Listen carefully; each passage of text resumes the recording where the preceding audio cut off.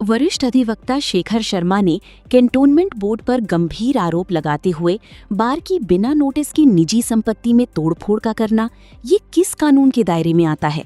उन्होंने बताया कि जब वे बार काउंसिल चुनाव के सिलसिले में कोर्ट में थी तब उनके घर के सामने ये कार्रवाई की गई। इस तोड़फोड़ और खुदाई से पहले उन्हें किसी भी प्रकार की लिखित या मौखिक सूचना नहीं दी गई थी। घर के ठीक सामने 4 फीट चौड़ा और 6 फीट गहरा गड्ढा खोद दिया गया, जिससे आने जाने का रास्ता पूरी तरह बंद हो गया।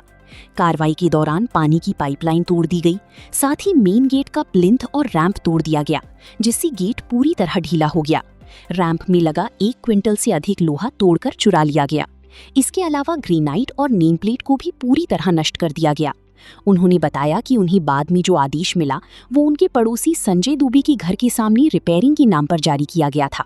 इस आदेश में घर के सामने किसी भी प्रकार की तोड़फोड़ करने का कोई जिक्र या अधिकार नहीं था।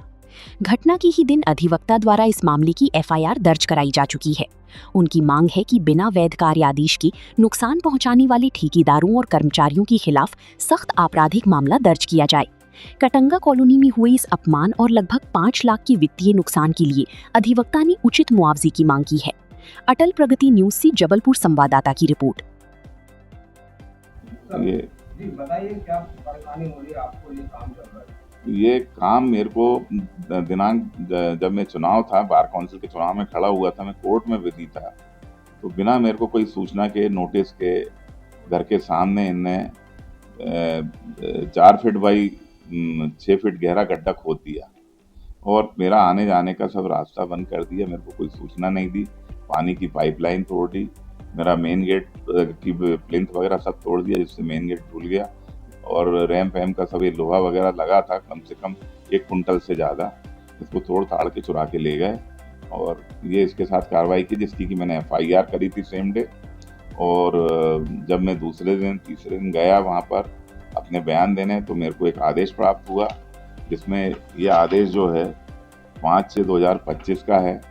वो किसी संजय दुबे, हमारे पड़ोसी हैं, उनके घर के सामने के रिपेयर के नाम से जारी किया है, 4,05,000 का, जिसमें कोई घर का या कहाँ का तोड़ना कोई जिक्र नहीं है।